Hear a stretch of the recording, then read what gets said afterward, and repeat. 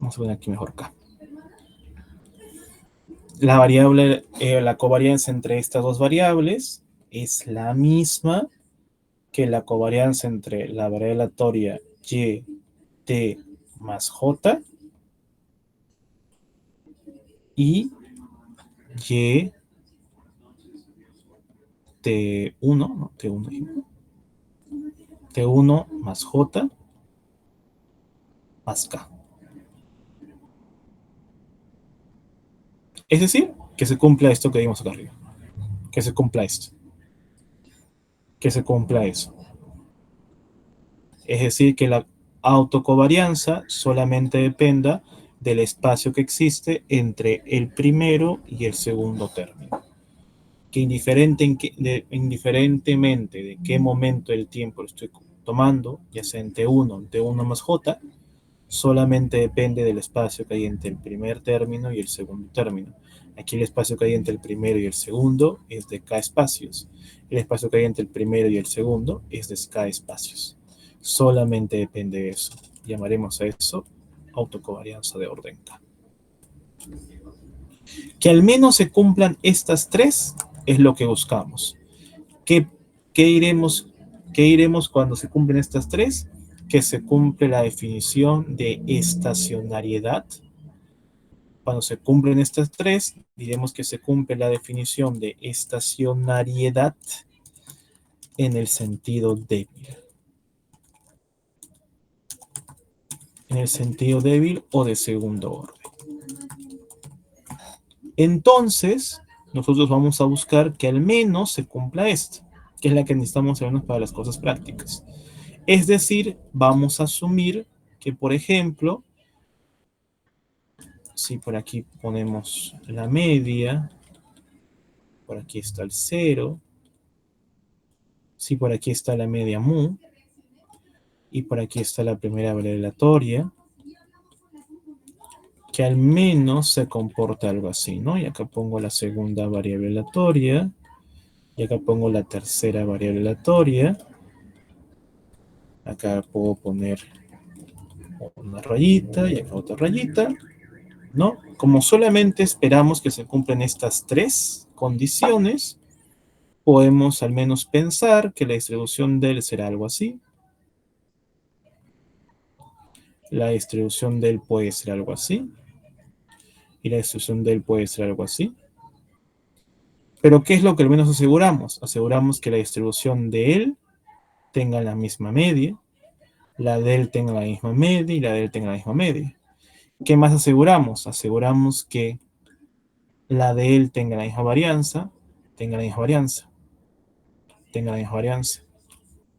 Y al menos si pensamos que las distribuciones de cada aleatorio son de esa forma, y si su realización estará aquí, por ejemplo, estará por acá, por ejemplo, estará por aquí, por ejemplo, esta es la serie de tiempo que vamos a analizar. Una serie de tiempo que se parezca a esto.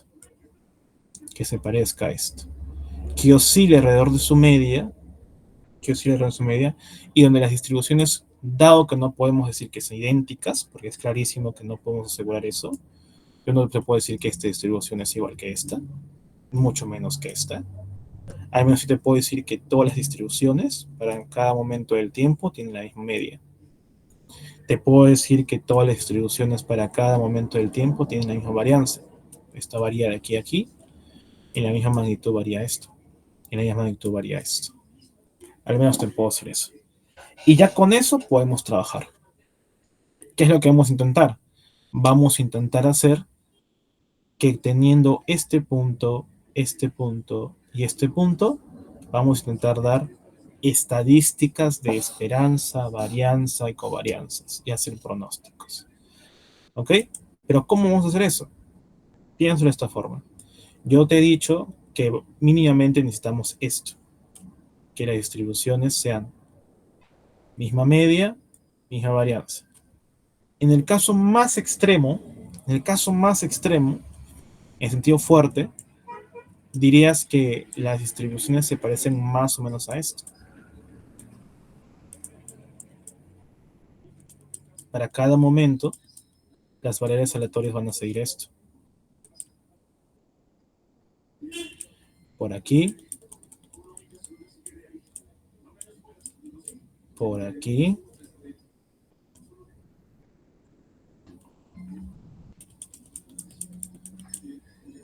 y por acá.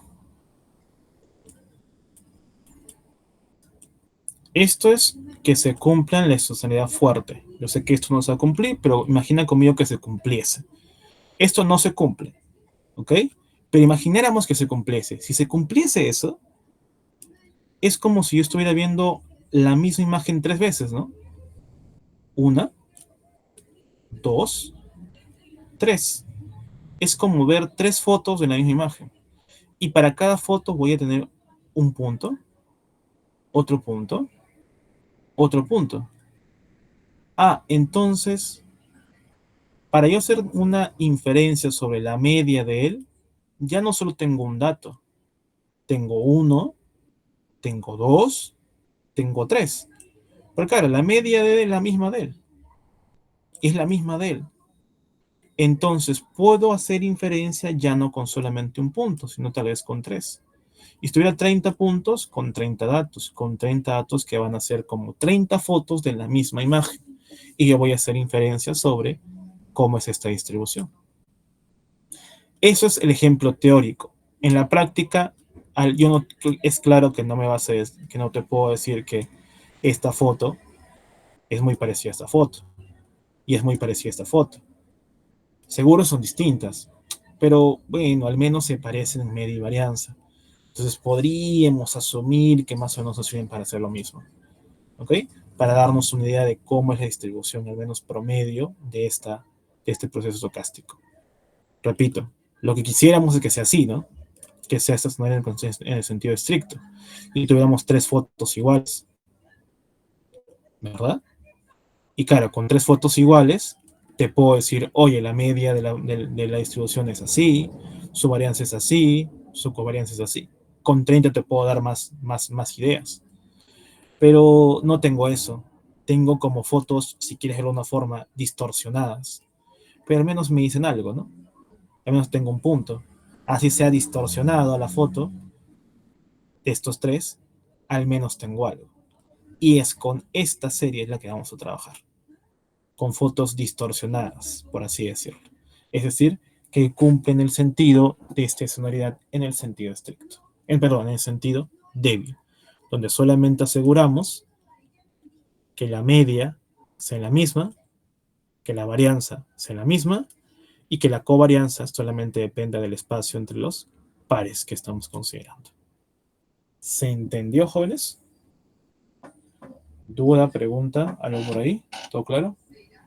Profesor, Sí. en otras palabras, o sea, como estoy entendiendo, para poder diferenciar entre estacionalidad fuerte y débil, Uh-huh. solo sería en que no son idénticamente distribuidas las débiles, o hay algo más con que pudiese diferenciarlas. Sí, sí, si quieres verlo desde esa perspectiva, sí. O sea, no están idénticamente distribuidas y además que no sus distribuciones conjuntas no necesariamente son iguales. Pero sí, sí, es una forma de poder decirlo. ¿Ok? ¿Otra duda por ahí? Bien, si se entendió, vamos a ver un poco de visualmente cómo se ven estas series.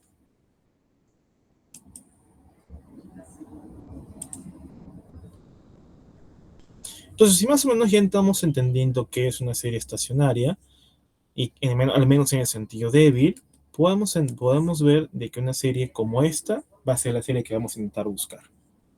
Esta serie es una serie al menos estacionaria, al menos en el sentido débil. ¿Por qué?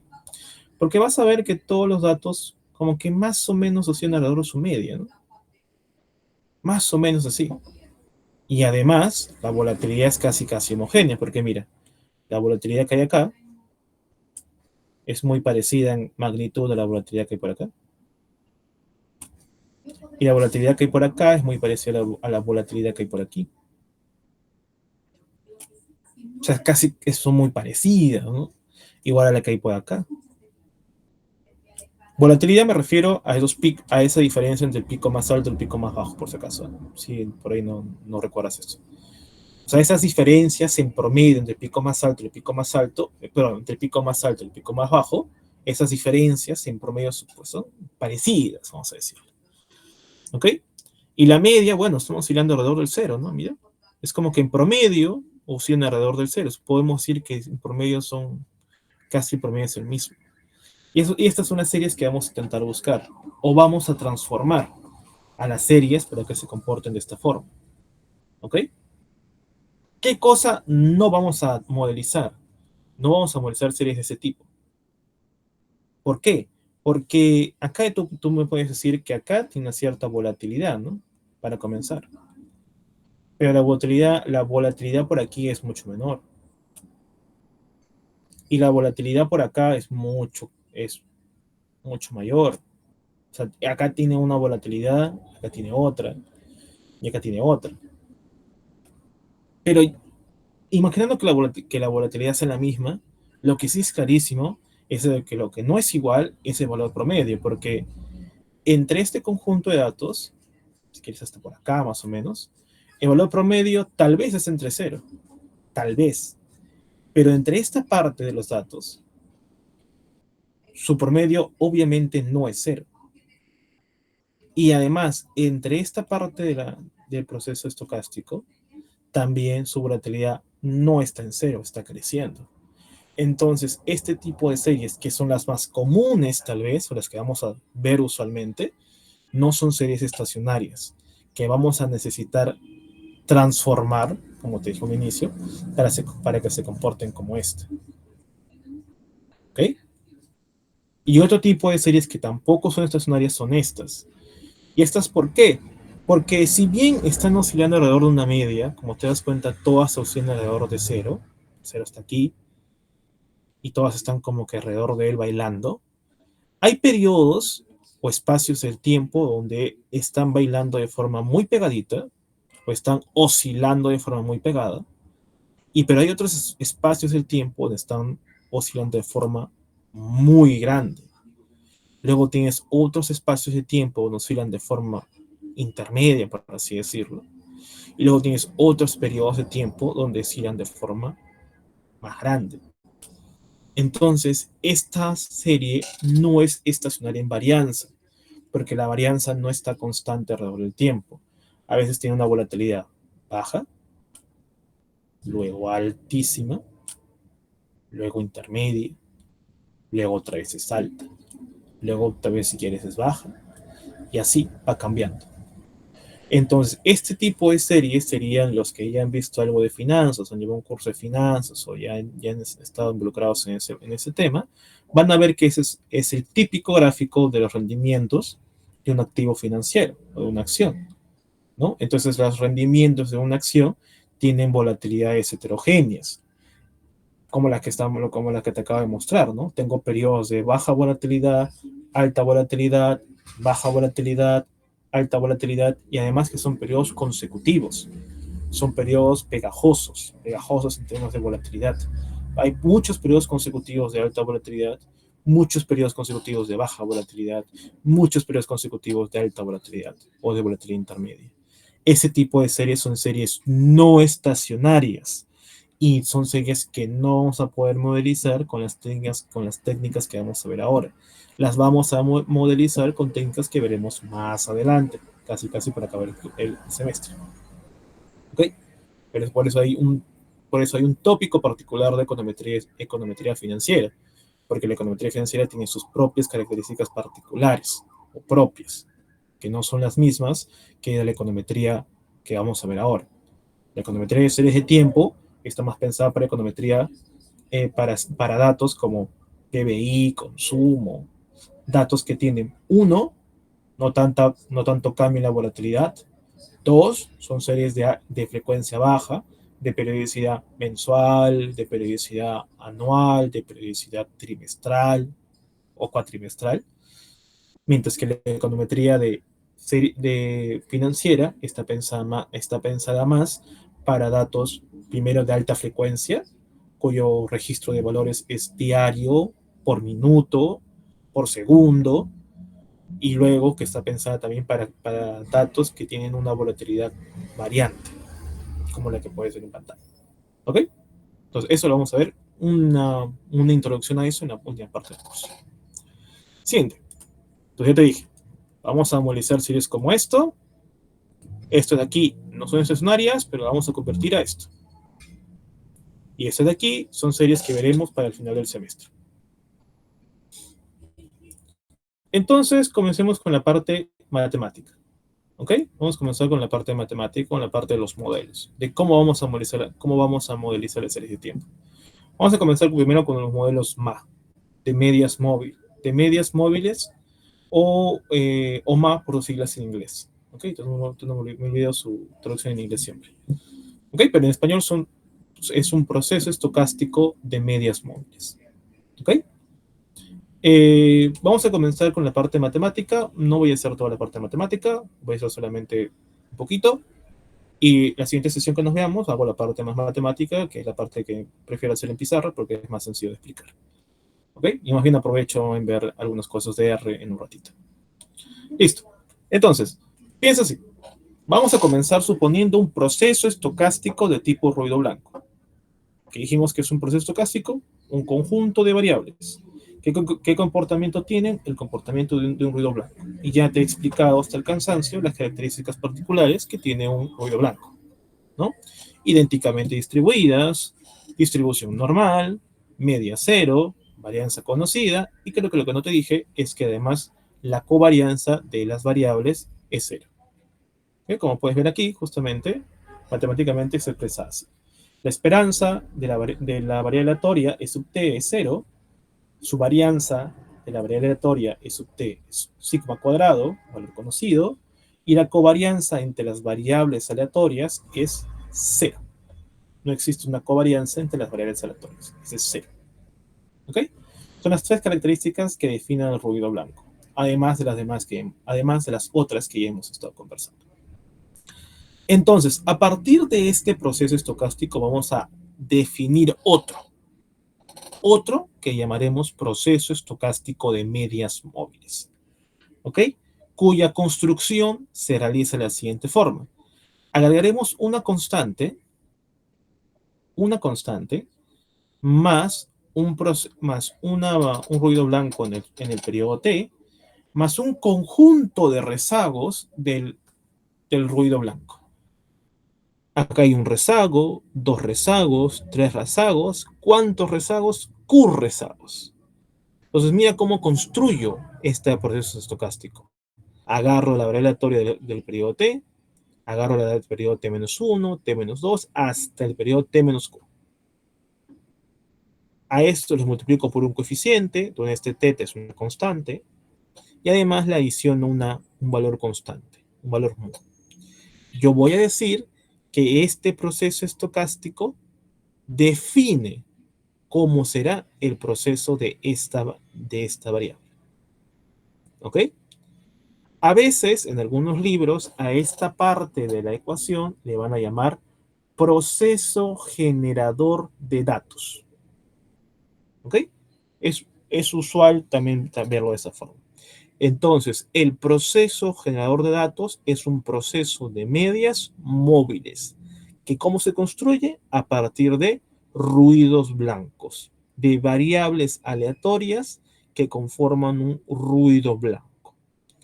Si tengo solamente hasta aquí, llamaré como solo tengo un rezago, ma1. Hasta aquí, ma2. Hasta aquí, ma3. Y hasta aquí, ma-q, ¿no? Ma-q porque tengo q rezagos. ¿Cuántos rezagos pueden colocar? Los que sean necesarios, los que sean significativos. Teóricamente, no hay ningún límite. ¿Ok? Ahora, si yo estoy diciendo que mi variable se define o se genera por un conjunto de ruidos blancos, básicamente eso estoy diciendo, que mi variable se genera por un conjunto de ruidos blancos, un conjunto ponderado, si quieres llamarle, ¿no? Ponderado por los coeficientes θ, hay que comprobar que esta sea estacionaria. Pero ya al menos creo que visualmente, o al menos si hemos entendido hasta este punto lo que hemos conversado, entenderás que por default esa variable es estacionaria. Saúl, ¿por qué es por default estacionaria? Porque los ruidos blancos son estacionarios y todo lo que construya mezclando ruidos blancos también tiene que ser estacionario, ¿no? O sea, es lo que me dice la lógica. Y Saúl, ¿por qué dices que los ruidos blancos son estacionarios? Porque partimos diciendo que cumplen esas características que nos importan de la condición de estacionariedad. Sus esperanzas son iguales para cada momento del tiempo, sus varianzas son iguales para cada momento del tiempo y sus covarianzas son iguales también y solamente dependen del espacio que hay entre los elementos y son iguales a cero en este caso. ¿Ok? Entonces entenderás, si igual lo vamos a demostrar matemáticamente, pero ya a priori puedes ver de que este tipo de proceso estocástico siempre será estacionario. ¿Ok? Todas aquellas series que se modelicen con un modelo más siempre serán estacionarias. ¿Ok? Listo. ¿Cómo vamos a comprobarlo? Bueno, calculando su esperanza, su varianza y viendo a su covarianza. Y viendo que cumplen esas tres cositas. Que la esperanza y la varianza son constantes en el tiempo y que la covarianza solamente depende del espacio que existe entre los términos. Vamos primero con la esperanza. La esperanza de este valor será igual a la esperanza de todas estas cosas, ¿no? La esperanza de esto será la esperanza de esto. Y además sabemos, o debemos de recordar, que la esperanza es, nota al pie, esperanza es el promedio en términos poblacionales, cierro nota al pie. La esperanza es un operador que se comporta de forma lineal con la suma y con la resta. Por lo tanto, la esperanza de una suma de valores es igual a la suma de las esperanzas de cada uno de los respectivos valores. Es decir, la esperanza de toda esta suma es igual a a la suma de esperanzas de él, más la esperanza de él, más la esperanza de él, la esperanza de él, y así sucesivamente. ¿Ok? Vamos primero, la esperanza de mu. Mu es una constante. ¿Cuánto es el valor promedio de una constante? ¿Alguien recuerda por ahí? ¿Cuánto es el valor promedio de una constante? La misma La constante. constante. La constante, ¿no? Muy bien. Entonces, la esperanza de mu será mu, ¿no? Valor promedio de un 5 es 5. Valor promedio de 7 es 7.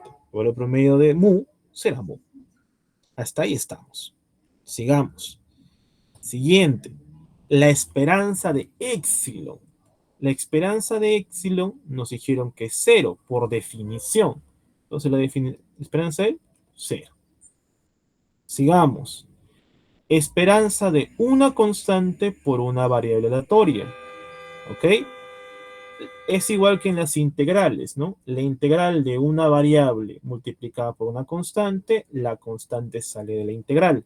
Igual acá. La esperanza de una constante con una aleatoria, la constante sale de la integral. ¿Ok? Denme un segundito, jóvenes. Un ratito.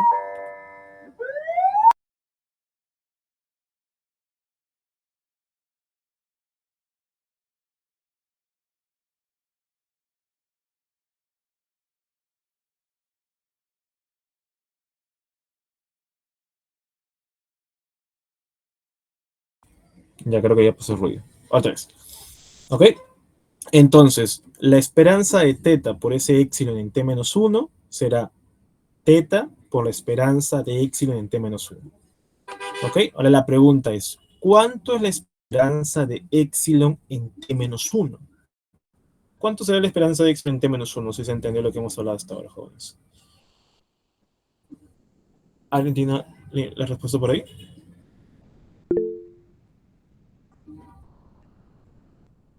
Lo mismo. Exacto.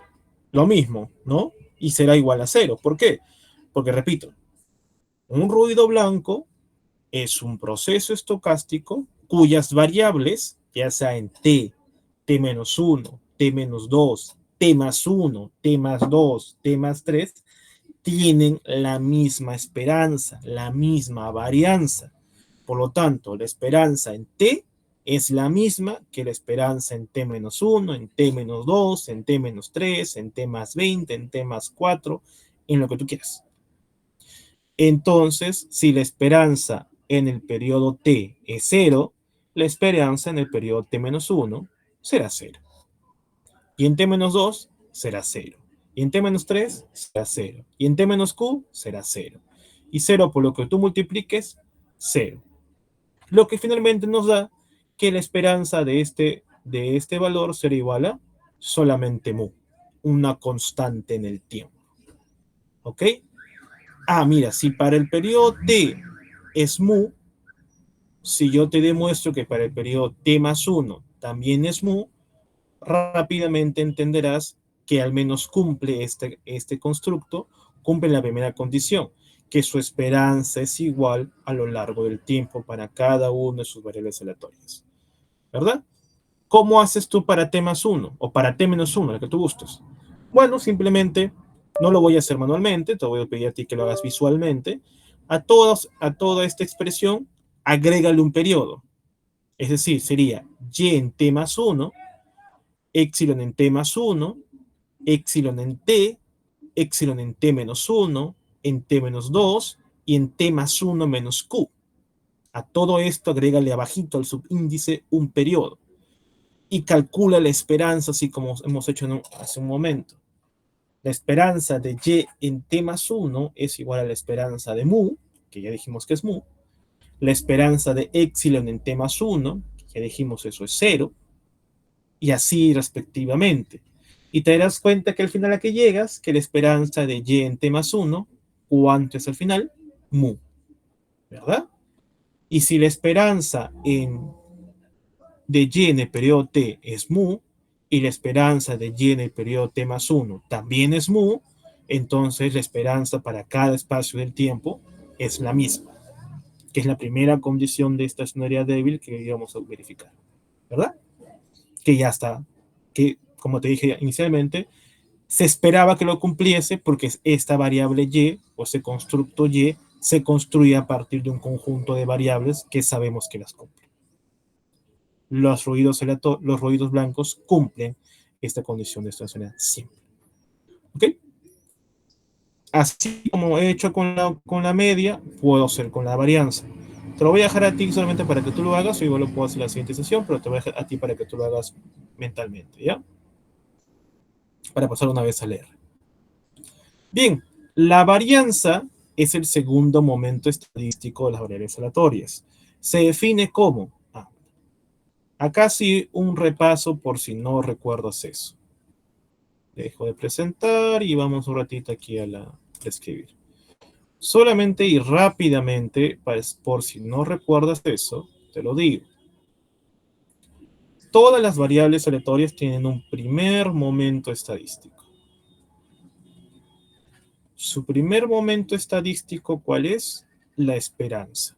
Entonces, cuando digo primer momento estadístico, me refiero a la esperanza de la variable aleatoria que estemos conversando.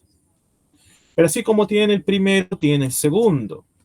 El segundo momento estadístico de una variable es lo que nosotros conocemos como la varianza. La varianza, eso, ¿cómo se define? Se define de la siguiente forma. La esperanza de la variable o de la diferencia que hay entre la variable y su esperanza. Esa diferencia al cuadrado. La esperanza de esta distancia al cuadrado, eso es lo que definimos como varianza. Y así como hay el segundo momento estadístico, hay el tercer momento estadístico. Hay el tercer momento estadístico, ¿no? Momento estadístico. ¿Y eso cómo se llama? Coeficiente de asimetría. ¿Ok? que básicamente es lo mismo que vimos acá. Se define parecido, variable menos esperanza de la variable, pero como es el tercer momento, va al cubo. ¿Ok? Y el cuarto momento, la misma historia, pero elevado a la 4. ¿Eso cómo se llama? Kurtosis. ¿Ok? Ya, eso para que recuerdes. Me interesa que recuerdes esta definición, tatúatela en la cabecita, que es la que vamos a hablar a cada rato.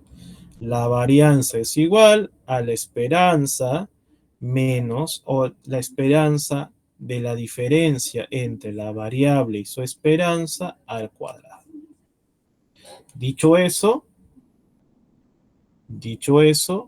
vamos a la presentación. Dicho eso, vamos a la presentación.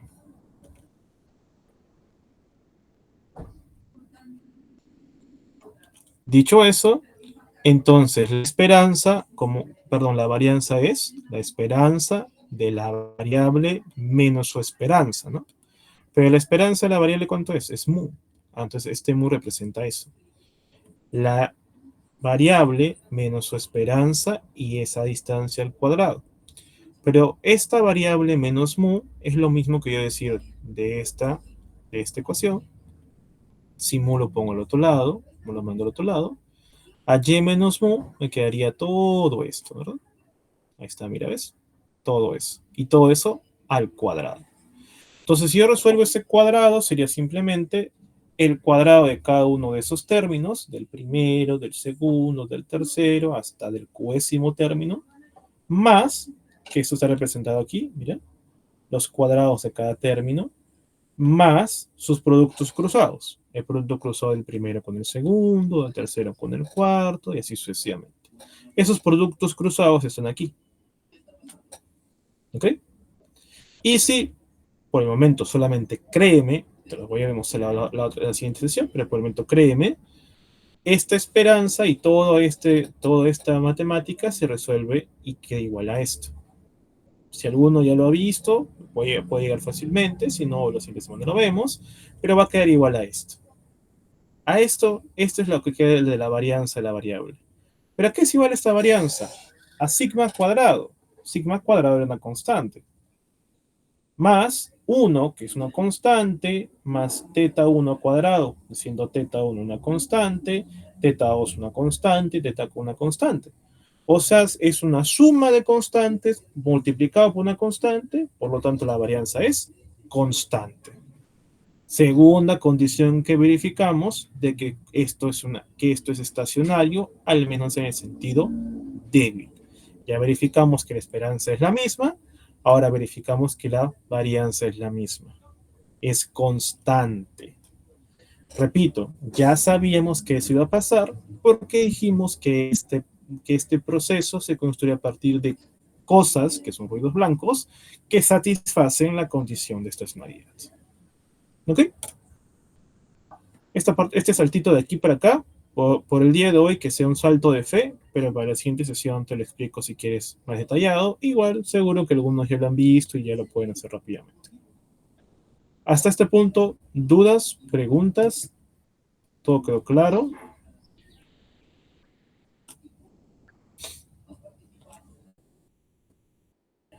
Bien. Perfecto, jóvenes. Entonces, vamos a pasar a leer.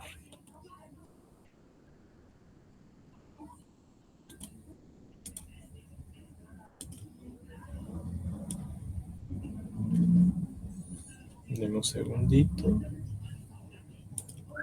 No.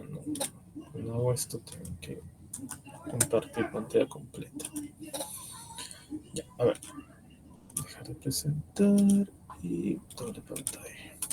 Ya. Listo. Vamos a borrar por acá. Borramos por acá. Borramos por aquí.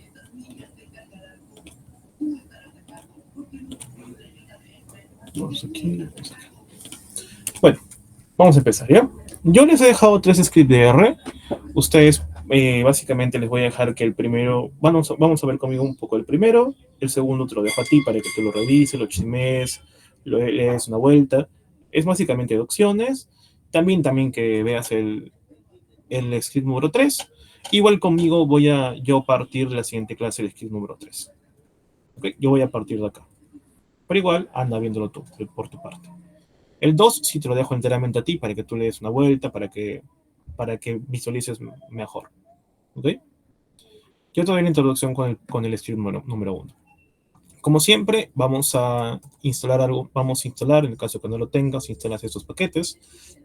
Y en el caso ya lo tengas, simplemente los activas. Estos son los paquetes que vamos a activar. Te cuento qué hace cada uno. Bueno, el paquete su sirve para trabajar en R con datos ordenados. Datos que siguen un orden. ¿Ok? Son útiles para datos de series de tiempo porque las series de tiempo siguen un orden, ¿no? El orden está básicamente en función del tiempo. Pero no son las únicas cosas que se puede trabajar con este tipo de datos o con este paquete. También se pueden trabajar datos ordenados en función de la altura, en realidad datos ordenados en función del espacio, ¿no? Ya sea por altura, ya sea por altura, ya sea por latitud o longitud, ya sea por importancia. O sea, lo que te pide esta estructura de datos llamada SU, viene de orden, ¿ok? De ordenados, por eso la O, te pide básicamente que tú le des algún dato ordenado en función de algo. ¿Qué es ese algo? Te lo deja a tu libertad. Ese algo puede ser el espacio, la importancia, el peso o el tiempo, que es el caso como vamos a utilizarlo nosotros. Siguiente, QAtmon. QAtmon es un paquete de R que nos permite extraer series financieras. Está muy especializado en datos de series financieras o en trabajar con series financieras. Lo veremos solamente para ver una cosita muy particular, pero si en algún momento llevas un curso de R aplicado a finanzas o de R o de econometría financiera, pues vas a ver que el primer paquete que siempre te enseñan es QAtmon, ¿no? Y todas las paqueterías de QAtmon, todas las funciones de QAtmon. Forecast y G45 básicamente son para graficar. ¿Ok? Ahora te explico por qué lo utilizamos, pero estos dos sirven para graficar. ¿Ya? Para hacer gráficos bonitos, básicamente. Luego te voy a explicar durante el transcurso de la explicación por qué es necesario utilizarlas. Y además también utilizaremos algunos datos que vienen del libro de Wooldridge. Básicamente todos los datos de Wooldridge se pueden utilizar tanto para NR, para MATLAB, para Stata. Entonces están cargados en línea, básicamente se pueden rápidamente descargar, ¿no? Seguro algunos de ustedes han trabajado su curso anterior de la materia con el libro de Wooldridge. ¿Ok? Entonces esos datos también los vamos a instalar, ¿no? Install package es para instalarlos, Valvary para poder activarlos. ¿Ok? Bien, niños.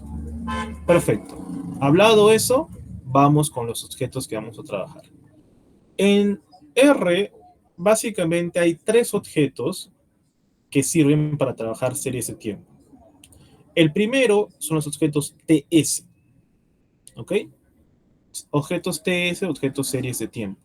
Son los objetos más antiguos, o son uno de los más antiguos. ¿Ok? Por eso muchas funciones no trabajan bien con los TS, pero las que nos importan sí. ¿Ok? Por ejemplo, ggplot, que es esta funcionalidad para poder hacer gráficos estilizados, toda la paquetería ggplot no funciona con los objetos TS, porque TS es una lógica o un constructo más antiguo que ggplot. ggplot tiene un constructo mucho más moderno, relativamente más moderno en comparación de los TS. ¿Ok? Por eso es que TS, digamos, es la forma más antigua en cómo R entiende las series de tiempo.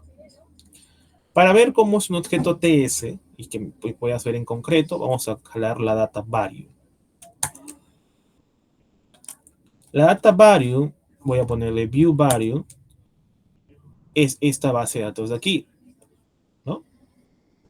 Que tiene un conjunto de variables y si no sé qué cosa es, básicamente le voy al help y acá le pongo value, le hago clic y me va a dar el resultado, ¿no? Te va a decir, mira, Varion viene del libro de Woolrich, viene del siguiente paper, y las variables son tal, ¿no? Taca, taca, taca, taca. La que me interesa es esta variable de aquí.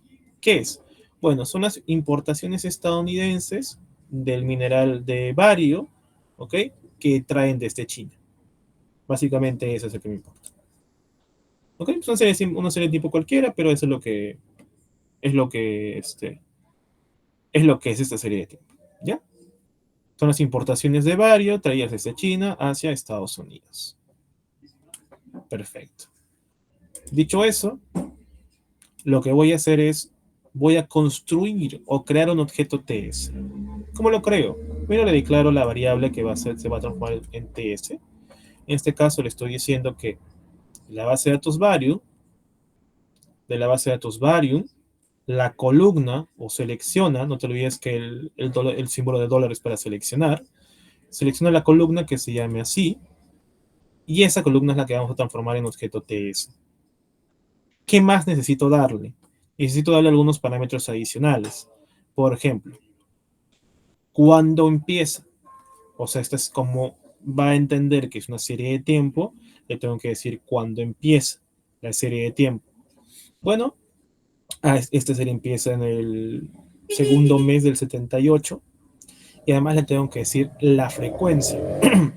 La frecuencia puede ser mensual, para indicar que es mensual le ponemos 12, puede ser anual, para indicar anual le ponemos 1, puede ser trimestral, para eso le ponemos 4, o puede ser cuatrimestral, le pondremos 3, semestral, le pondremos 6, ¿ok? Es una forma de colocar la frecuencia. ¿De hecho? Son esos dos elementos lo que tienes que colocar, esas dos opciones. ¿Cuándo empieza y qué frecuencia tiene? Seleccionado eso, nos va a crear un objeto llamado TS o Time Series que viene desde el 78 y va hasta el 89. ¿Ok? Mira la diferencia. Si ahora yo le pongo View Data, ya no me bota una serie como esto o una información como esta. Esto es como un Excel, ¿verdad? Ahora, cuando yo le pido data, ya no me bota eso. Me bota básicamente las características que tiene ese objeto data, ¿no? Cómo se llama, qué tipo es, qué valores tiene. Es como que ya le da una connotación diferente LR cuando yo declaro que algo es del formato TS. Ahora puedo hacer algunas gráficas, ¿no?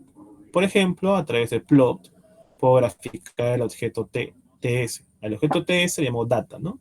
Le puedo graficar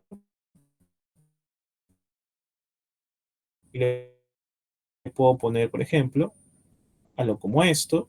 Básicamente en el eje Y le puse un nombre. Y además le puedo agregar un título, algo como esto. Y ya tengo la gráfica básicamente de mi serie de tiempo. A partir de esto puedo hacer muchos análisis descriptivos, ¿no? Por ejemplo, creo que cuando comparto un poco el R se llega a lajearme. Me dicen, por favor, si es que no se escucha bien, ¿ya?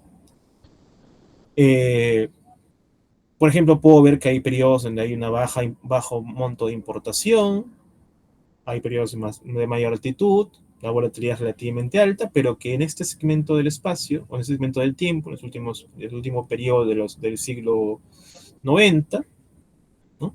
Perdón, el último periodo del siglo 80, es como una tendencia creciente a que las importaciones de cloruro de bario desde China sean cada vez mayores, ¿no? Una tendencia que se veía desde mucho antes, ¿no? Esos son los análisis que yo les voy a pedir hacer en su tarea, básicamente, ¿no? Voy a una serie de tiempo, les voy a pedir que analicen todo lo que puedan respecto a la serie.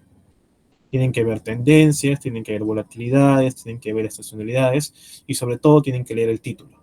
Porque a partir del título van a entender el contexto en que se está movilizando la serie y qué es lo que hace que algo suba o algo baje. ¿Ok? Entonces aquí seguro si hay una tendencia creciente, algo tiene que haber pasado a mediados de los 80 en Estados Unidos para que esto cambie así. Así de sencillo y se declara, ¿no? Bueno, sí.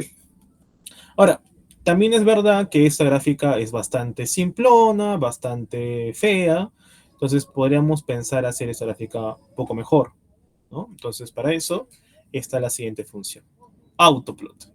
Como te dije al inicio, data es un objeto TS, un objeto serie de tiempo, pero autoplot te permite que el objeto TS pueda ser manejado en un formato de ggplot. Si no recuerdan, los gráficos ggplot son gráficos de este tipo. Son gráficos que se construyen por capa y tienen la característica de ser mucho más estilizados que los gráficos usuales o normales, ¿no? Que claro, hay una diferencia entre esto, que es una gráfica fea, y esto, que es una gráfica que tiene algo más de vida, algo más de sentido, y que obviamente es mucho más manipulable. Acá le puedes agregar, cambiar, modificar, hacer todas aquellas ventajas que uno puede manipular con los objetos ggplot o con los gráficos de ggplot, ¿ok? Pero como te dije al inicio, esta data así solita no puede ser graficada por ggplot. ggplot necesita, o el R necesita hacer algo extra para que ggplot pueda trabajar con esto. Ese extra lo hace autoplot. Autoplot es parte de las librerías, es una función que viene con el paquete forecast, o forecast, ¿no? Viene con el paquete forecast, ¿ok? Entonces, por eso te decía que ese paquete sirve para graficar. Lo que hace es que un objeto TS pueda ser trabajado con las características de un ggplot. Y obviamente este gráfico de acá es mejor o más estilizado, más bonito que un gráfico como el anterior, ¿no? Y además aquí puedes manipular, puedes graficar, puedes añadir, puedes, por ejemplo, agregar una línea de tendencia. Y acá pueden ser diferentes cosas para que este gráfico sea más manipulable. ¿Ok? ¿Por qué me estoy concentrando en una clase como que una mini clase de 10 minutos en gráficos? Porque toda serie de tiempo, su primer tipo de análisis es gráfico. Toda serie de tiempo, el primer análisis que vas a hacer va a ser gráfico. Necesitas ver la serie de tiempo, entender qué es, qué hace, cómo se mueve, y a partir de eso vas a modelizar la serie de tiempo. El proceso no es a la inversa. No se primero modeliza y luego se ve la serie de tiempo. La serie de tiempo primero se ve y luego se modeliza. ¿Ok? Por eso me demoro un poquito en darte herramientas para que tú puedas visualizar. Dicho eso, vamos con el siguiente.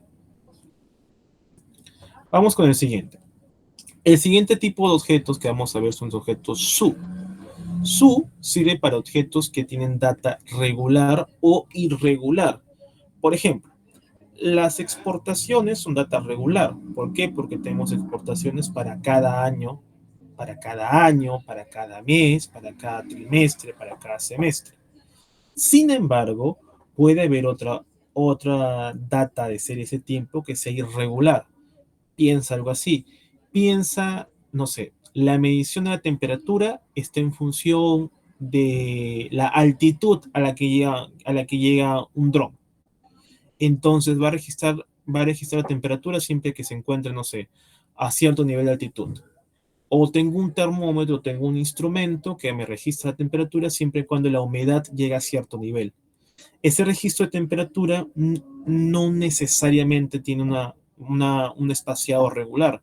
Puede ser que a las 3 de la tarde la altitud pasó el umbral necesario, perdón, que la humedad a las 3 de la tarde pasó el umbral necesario para medir la temperatura. Luego puede ser que ese umbral se pasó a las 4, luego ese umbral se pasó a las 10. Entonces tengo registros de tiempo que tienen una característica irregular, o sea, son reportados de forma irregular.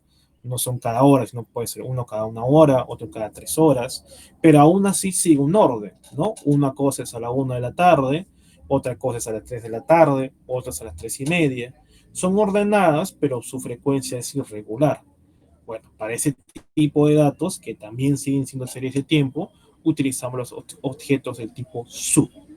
¿Ok? Y para ver un poquito un ejemplo, vamos a jalar una data que tiene este INDEF. La base de datos de INDEF tiene esta información. Obviamente, si quiero saber un poquito más de esto, lo que hago, voy al help y luego acá le pongo INDEF y me va a decir INDEF tiene los siguientes datos, viene de la siguiente fuente de datos. Los datos son los siguientes, ¿no? Año, porcentaje anualizado, rentabilidad anualizada del bono del Tesoro norteamericano a 3 meses, inflación, y demás, ¿no? Rezagos, etcétera, etcétera, etcétera. ¿Ok? La información que me interesa es justamente esta de acá. La información del rendimiento anualizado del Tesoro norteamericano o de bonos del Tesoro norteamericano a 3 meses. ¿Ok? Bien. Para crear un SU, lo que yo necesito indicarle es cuál va a ser esa medida de ordenamiento. Como te dije, SU es un objeto que sirve para cosas ordenadas, ya sean con frecuencia regular, irregular, pero orden. Necesita que tú indiques con qué variable va a ordenar. Puede ser en función del peso, en función del espacio, en función del tiempo, en función del orden de aparición, lo que tú quieras, pero necesita una variable para que ordene en función de eso. En este caso, la variable en función de la cual va a ordenar va a ser el año. ¿Ok? Va a ser el año. Entonces, cuando creo mi data zoom, porque creo una base de datos, le voy a decir a la base de datos original, ordénala en función del año. En función del año, y eso va a ser un objeto sub. Haciendo eso, vas a ver que ahora tienes un subseries. Subseries que van del 2040, perdón, de 1948 hasta 2003. ¿Cuál es otra ventaja que tienes con sub? Si le pongo aquí un view subdata, es que trabaja con series, con muchas series a la vez. A diferencia de un objeto TS. Un objeto TS solamente trabaja con una serie.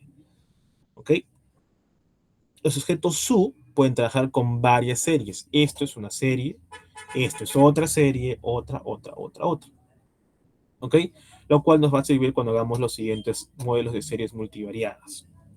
Vamos a trabajar con más de una serie de tiempo. Por eso es que los objetos TS no tienen esa capacidad de trabajar con más de una serie de tiempo. En cambio, sub sí puede hacer eso.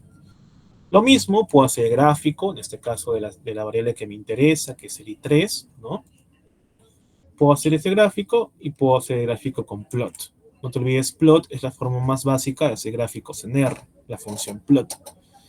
Sin embargo, otra vez, ¿no? Tengo una gráfica fea, que no puedo cambiar mucho, no puedo modelizar mucho, no puedo hacerle los ajustes o el embellecimiento respectivo.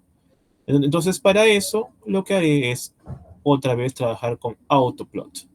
Autoplot lo que hace es que tu objeto que esté en formato SU pueda ser manejado por ggplot, porque ggplot automáticamente no puede trabajar con los objetos tipo SU.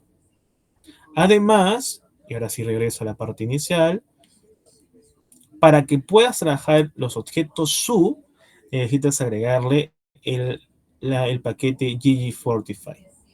¿Ok? ggfortify es lo que te permite que los objetos SU puedan ser trabajados con ggplot. Forecast sí te permitía que solamente los objetos TS. Para además agregarle ese adicional a los objetos SU, necesitas este comando de acá, o este conjunto de paquetes de aquí. ¿Ok? Hago esa mención por si acaso luego no te salga. No te sale porque ese paquete no lo estás instalando. Y entonces, como yo ya tengo instalado, me va a permitir que ese objeto SU pueda ser gráfica. Como pueden ver, esta gráfica es una gráfica más estilizada, que le puedo agregar más cosas. Y otra vez, yo para hacer un modelamiento necesito primero ver la data, ver la información. Y rápidamente tú puedes darte cuenta que esta tiene un pico altísimo. Los rendimientos anualizados de los bonos del Tesoro norteamericano a 3 meses tiene un valor altísimo, alrededor de los 80, ¿no? Si ya recuerdas algo de finanzas, los bonos del Tesoro norteamericano a 3 meses es como la tasa libre de riesgo, que es básicamente lo mínimo indispensable que se le pide a un proyecto de inversión, que si vas a invertir en ese proyecto de inversión, te genera una rentabilidad mayor a lo que te generaría invertir en este tipo de documentos, en este tipo de instrumentos, ¿no? Ahora, ¿qué significará? Dejo la pregunta a ver si alguien me puede responder por ahí. ¿Qué significará que esta tasa esté tan elevada para este periodo? ¿Tienen ahí por ahí una idea? ¿Qué puede representar que esa tasa sea tan elevada para este periodo? O si recuerdo un poco de historia económica, ¿qué pasó en los 80, 70 por ahí?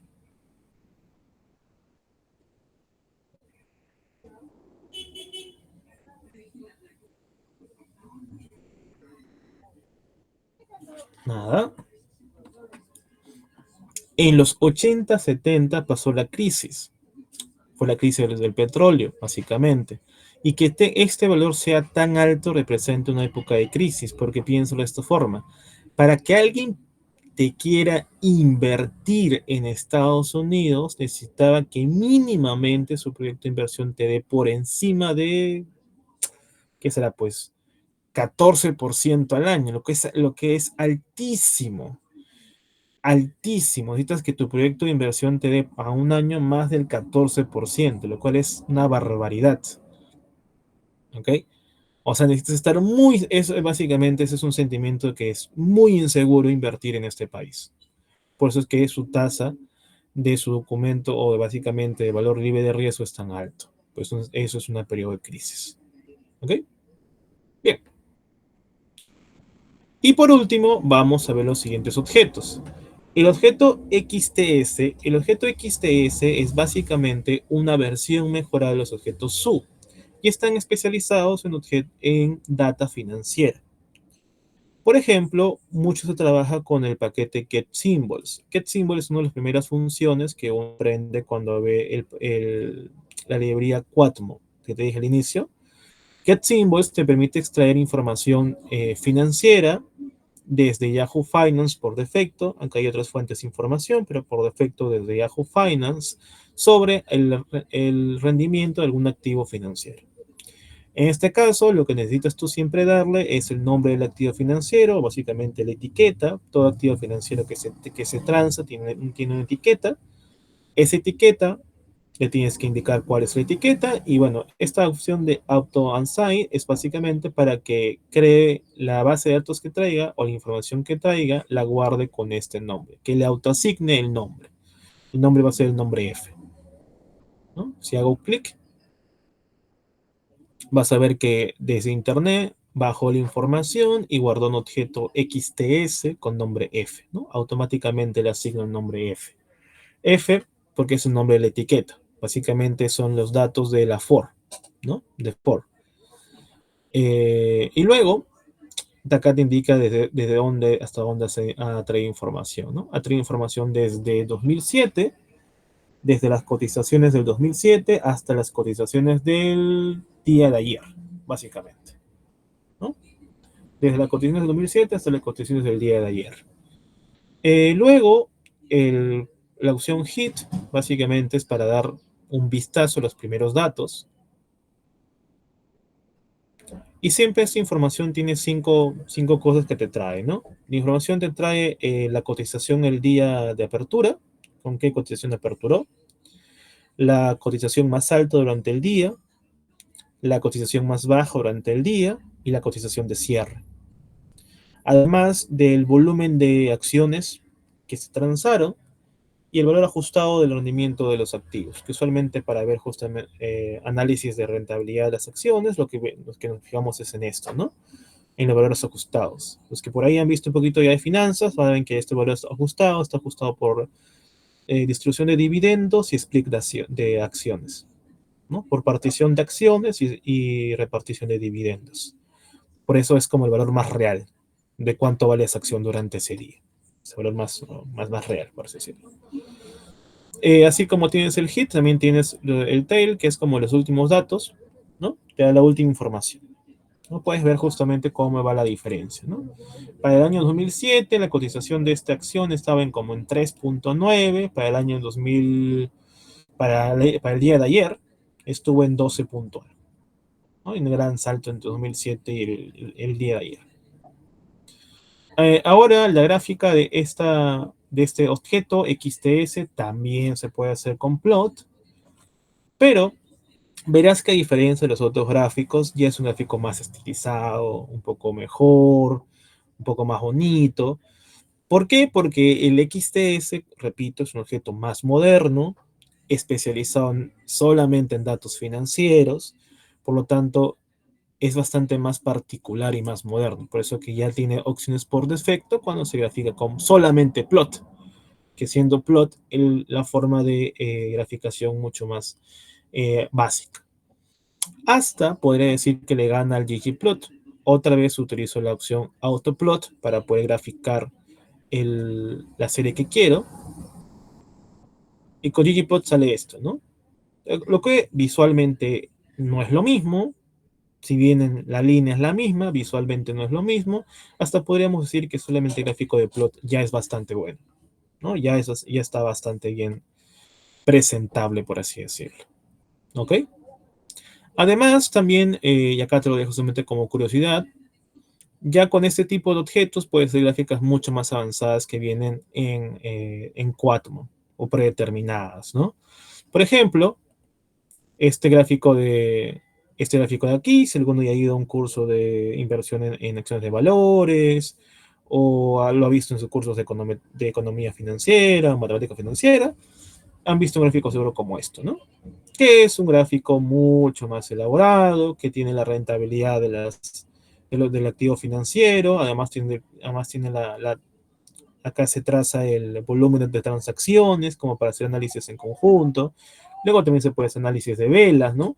Acá hay un tipo de vela por este lado, un tipo de vela por este lado. Ya. Entonces esas cositas también también se pueden hacer aquí con la opción de Chart Series, ¿no? Pero bueno, esas son cositas de otro curso, pero te dejo aquí como para que puedas ver que ya estos objetos XTS sirven para esas cosas.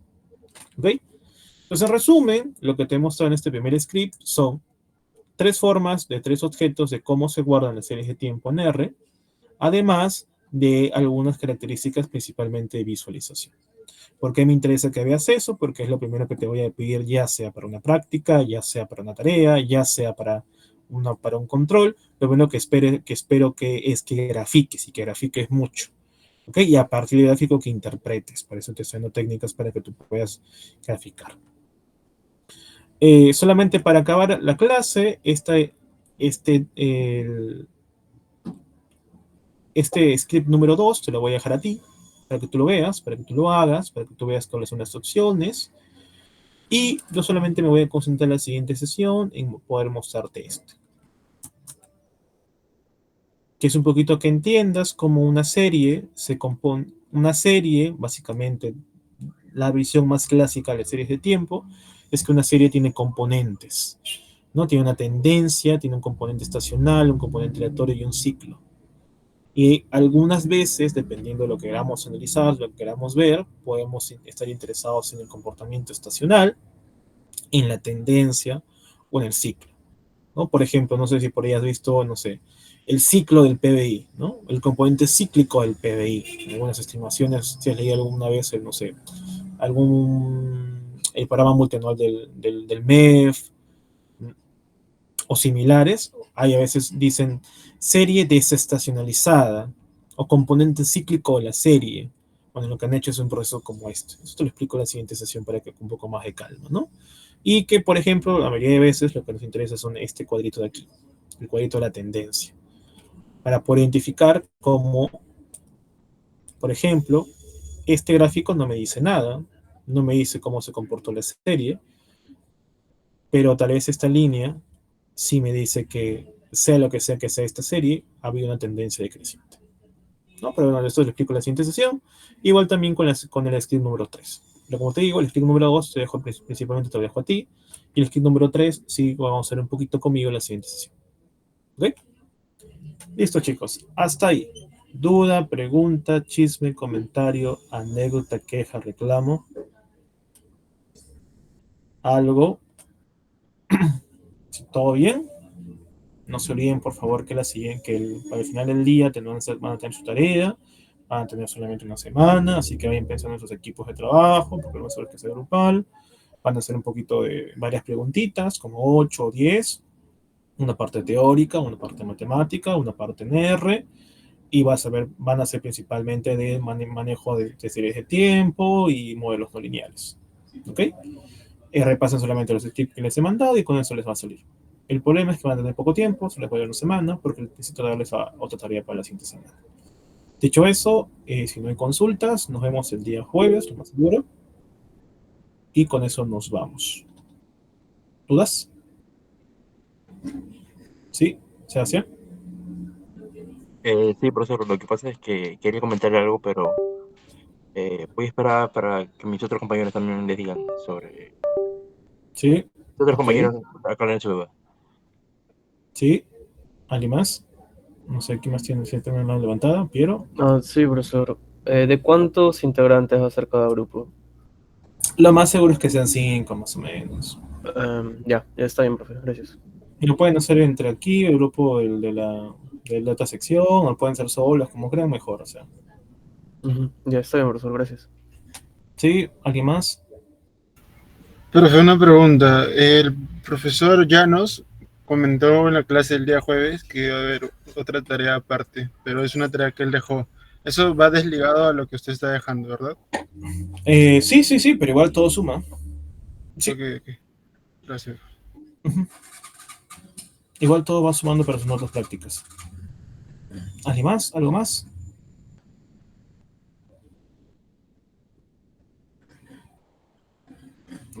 Si no hay nada más, entonces Sebastián, Sí, profesor, lo que pasa es que yo aún no estoy matriculado, pero quería consultarle si es que podía matricularme en el proceso de rectificación. Quería consultarle con usted primero. sí, o sea, te puedes multiplicar, no hay problema, no te preocupes. Sí. O sea, ya somos como 50 o 51, no hace la diferencia, así que tranquilo. Ok, profe, esa es mi consulta más que todo. He entrado a su clase y está interesante. Ya, listo, no te preocupes. Gracias, profe. Ok. Solamente si aún no estás en el curso, que seguro no estás en el Classroom, entonces mándame tu correo para poder escribirte el Classroom y porque ahí publico todas las tareas y todo. Claro, profesor, en cualquier momento lo voy a estar escribiendo. Ok. Listo. Si no hay preguntas, dudas, consultas, nos vemos el día jueves. Tengan un buen día, jóvenes. Cuídense. Hasta luego. Chao, chao. Chao, profe. Hasta luego, profesor. Cuídese. Cuídense.